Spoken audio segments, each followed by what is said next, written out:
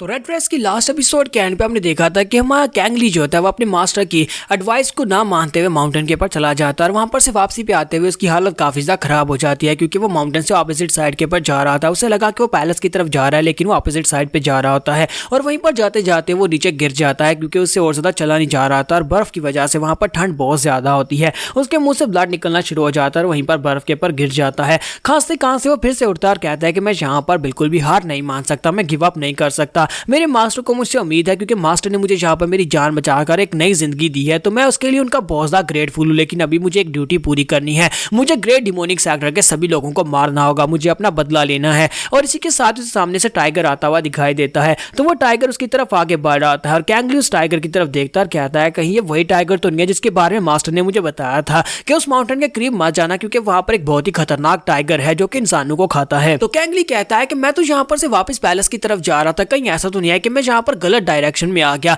जिस mountain peak के ऊपर आने से मास्टर ने मना किया था मैं उस माउंटेन पीक के ऊपर चला आया हूँ। फिर साथ ही वो कहता है कि अगर मैं यहाँ पर बर्फ से जमकर नहीं मरता तो ये कमीना टाइगर मुझे यहाँ पर मार डालेगा। लेकिन मैं यहाँ पर ऐसा बिल्कुल भी नहीं मरना चाहता, ना तो मैं बर्फ में मरना चाहता हूँ ना ही मैं यहाँ पर किसी टाइगर के हाथों से मरना चाहता हूँ क्योंकि यहाँ पर इस तरह से मरने का मेरा कोई इरादा नहीं है। मैं अगर मरूंगा तो लड़कर मरूंगा। देखते हैं कि यहाँ पर कौन मुझे मार पाता है। जो मुझे मारने के लिए आएगा मैं पहले उसे मार डालूंगा। और इसी के साथ ही वो टाइगर जो होता है उसे देखकर उसकी तरफ एनर्जी को रिलीज करता है। जब वो एनर्जी को रिलीज करता है तो उस टाइगर के बॉडी के अंदर से डिमोनिक एनर्जी रिलीज हो रही होती है और डिमोनिक एनर्जी को देखने के बाद हमारा कैंगली जो होता है वो बहुत ही बुरी तरह से रिएक्ट करता है और उसकी बॉडी से उसकी एनर्जी रिलीज होती है। जब कैंगली की एनर्जी रिलीज होती है तो बहुत ज्यादा गुस्सा हो जाता है क्योंकि वो यहाँ पर से जितने भी डिमोनिक कल्ट के लोग हैं उन सभी को मिटाना चाहता है और जब टाइगर की बॉडी के अंदर से डिमोनिक एनर्जी निकल रही है तो वो उसे कैसे छोड़ सकता है। तो वो कहता है कि इस तरह के एक बीस्ट जो है, बीस्ट की बॉडी के अंदर डिमोनिक एनर्जी तब आती है जब वो किसी इंसान को खाता है। लगता है कि इस टाइगर ने बहुत सारे इंसानों को खाया है जिसकी वजह से इसकी बॉडी के अंदर से इतनी सारी डिमोनिक एनर्जी निकल रही है।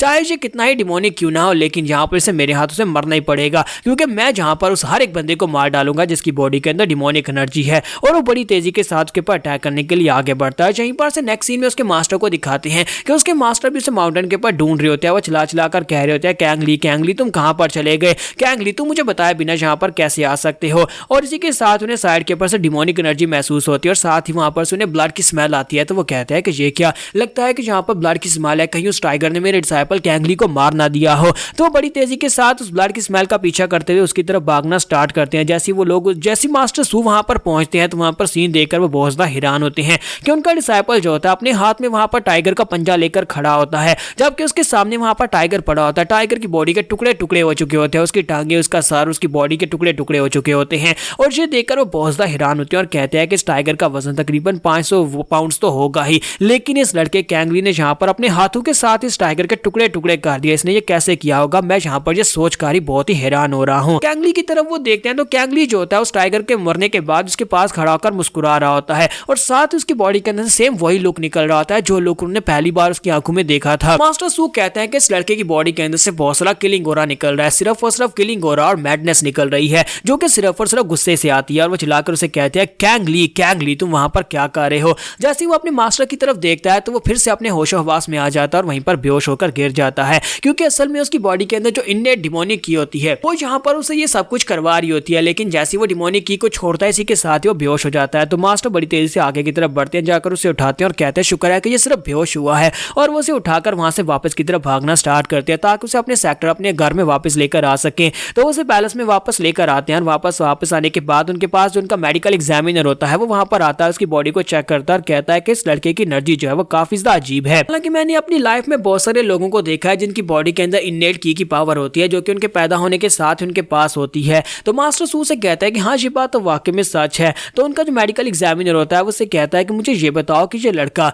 अगर अपनी एनर्जी को कंट्रोल नहीं कर पाता और अपनी किस्मत को कंट्रोल नहीं कर पाता तो वो एक डिमोनिक लड़का बन जाएगा, यानी कि डिमोनिक कल्ट की पाथ के ऊपर चल पाएगा और एक डेविल बन जाएगा। लेकिन मुझे अभी भी यहाँ पर एक उम्मीद है कि ये लड़का जो है ये डिमोनिक पाथ के ऊपर नहीं जाएगा क्योंकि बहुत सारे ऐसे लोग होते हैं जिनकी बॉडी के अंदर इस तरह की डिमोनिक एनर्जी होती है लेकिन वो अपने मास्टर की पाथ को फॉलो करते हैं। अगर उन्हें एक अच्छा मास्टर मिल जाए तो वो राइटियस पाथ के ऊपर चल पड़ते हैं। मास्टर सूस की बात सुनने के बाद कहता है तुम बिल्कुल ठीक कह रहे हो। तो मेडिकल एग्जामिनर उसे कहता है कि मैं यहाँ पर ये सोच रहा हूँ कि तुम ये कर पाओगे या नहीं क्योंकि आज से पहले तुमने कभी यहाँ पर किसी डिसाइपल को नहीं सिखाया, आज से पहले तुम्हारा कभी कोई डिसाइपल भी नहीं था, क्या ये इंपॉर्टेंट रोल तुम कर पाओगे। मास्टर सू से कहता है कि और मैं कर भी क्या सकता हूँ। बाइली सेक्टर में जब मैं सर्च के लिए गया था वहां पर से मुझे सिर्फ यही एक लड़का मिला था और मुझे लगता है कि फाइनली मुझे भी यहाँ पर अपने लिए एक डिसाइपल चूज कर लेना चाहिए। ये लड़का मुझे पहली बार मिला था, इसकी बॉडी के अंदर से बहुत ही एक्सप्लोसिव एनर्जी निकल रही थी और जब मैं टाइगर की जगह के ऊपर गया जहाँ पर माउंटेन के ऊपर ये टाइगर से फाइट कर रहा था, वहां पर भी सेम वही एनर्जी निकल रही थी। मुझे लगता है कि इसके सामने अगर डेविल यानी कि डीमन सेक्टर के लोगों का नाम भी लिया जाएगा तो इसकी एनर्जी अपने आप एक्टिवेट हो जाती है और जो बहुत ज्यादा गुस्सा हो जाता है। मास्टर सू मेडिकल एग्जामिनर से कहता है कि मुझे लगता है कि तुम भी काफी ज्यादा बिजी होगे। तो वो कहते हैं हाँ मैं बहुत ज्यादा बिजी हूँ, मेरे पास तो यहाँ पर आंखें यानी पलके झपकने का टाइम भी नहीं होता। तो मास्टर सू कहते हैं क्या तुम्हें पता है कि बहुत ही जल्दी मुझे भी मेन सेक्टर में वापस बुलाया गया है, मुझे भी वापस जाना होगा। तो वो कहते हैं कि हाँ तुम्हें वहां पर वापस तो जाना ही पड़ेगा। ये पैलेस जो होता है इस मेडिकल एग्जामिनर का होता है और इसी दोस्त से ये मिलने के लिए यहाँ पर आया होता है। तो मेडिकल एग्जामिनर उसे कहता है कि अगर दोबारा यहाँ पर कोई बहुत ही सीरियस इश्यू ना हुआ तो मैं तुम्हें कभी यहाँ पर नहीं बुलाऊंगा, तुम्हें जाकर अपने डिसाइपल को सिखाने के बारे में सोचना चाहिए क्योंकि ये तुम्हारा पहला डिसाइपल है। तो वो उसे कहते हैं हाँ क्यों नहीं। और इसी के साथ ही मास्टर जो होते हैं मेडिकल एग्जामिनर जो होते हैं वो उस लड़के के पास जाते हैं और जाकर उसे चेक करते हुए कहते हैं कि इस लड़के की बॉडी के अंदर इतनी सारी एनर्जी क्यों निकल रही है, इतना तुमने मुझे बताया था इस लड़के की बॉडी के अंदर से तो उससे भी ज्यादा एनर्जी निकल रही है। हालांकि उस टाइगर वाली बात को 3 दिन गुजर चुके हैं लेकिन इसके बावजूद इस लड़के के चेहरे को तो देखो, इस लड़के का चेहरा अभी बिल्कुल वैसे का वैसे बहुत ज्यादा सीरियस है। मुझे लगता है कि तुम्हें यहाँ पर इस डिसाइपल को हैंडल करने में काफी ज्यादा दिक्कत होने वाली है। तो मास्टर सू से कहता है कि क्या तुम्हें लगता है कि दुनिया में कोई ऐसा डिसाइपल भी होता है जिसे आसानी के साथ हैंडल किया जा सके? मुझे तो लगता है कि सभी डिसाइपल्स को हैंडल करना बहुत ज्यादा मुश्किल होता है। तो मेडिकल एग्जामिनर उसे कहता है कि अच्छा ठीक है मैं यहाँ पर इस बात में तुम्हारे साथ बिल्कुल भी आर्ग्यू नहीं करूंगा। मेडिकल एग्जामिनर जो होते हैं वहां पर उससे बात करना स्टार्ट कर देते हैं बाइली सेक्टर के डिस्ट्रक्शन की। तो वो वहां पर ना चाहते हुए उससे बात कर रही होती है और कहता है कि बाइली सेक्टर बर्बाद हो गया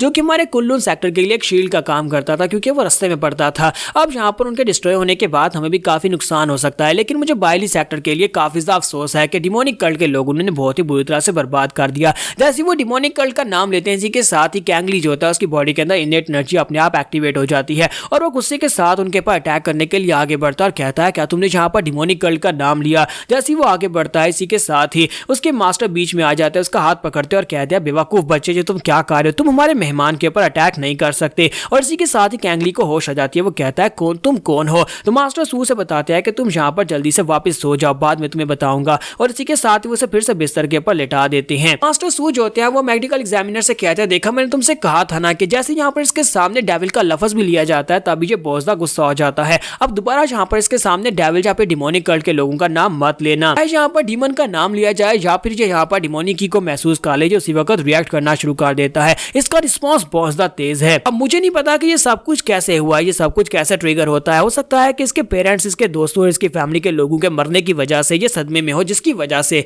इसकी बॉडी डीमन लफ्ज सुनते ही एक्टिवेट हो जाती है, या फिर यहाँ पर इसकी बॉडी में पैदाइशी ये खूबी हो कि ये डिमोनिक कल्ट के लोगों को मारने के लिए ही बना है। मेडिकल एग्जामिनर उसे कहता है कि ये बात तो तुमने बिल्कुल ठीक कही, इस लड़के के रिएक्शंस को देखकर लगता है कि ये डिमोनिक कल्ट के खात्मे के लिए ही पैदा हुआ है। और इसी के साथ उसे कहता है कि चलो ठीक है अब मैं यहाँ पर से जा रहा हूँ, तुम और तुम्हारे डिसाइपल्स यहाँ पर रेस्ट करो। और इसी के साथ ही वहां पर से चले जाते हैं। तो यहाँ पर हम लोग अपनी एपिसोड 03 का एंड करेंगे और नेक्स्ट एपिसोड में देखेंगे हमारा कैंगली यहाँ पर अपनी बॉडी के अंदर से निकलने वाली इस डिमोनिक की पावर को कैसे कंट्रोल करेगा, क्योंकि डीमन का लव सुनते ही यहाँ पे डिमोनिक एनर्जी को महसूस करते ही तो अटैक करने दौड़ पड़ता है। तो यही सब कुछ हम लोग नेक्स्ट एपिसोड्स में देखेंगे। एपिसोड की एक्सप्लेनेशन अच्छी लगी हो तो कमेंट करके जरूर बताइएगा, वीडियो को लाइक करना मत भूलिएगा। Thank you.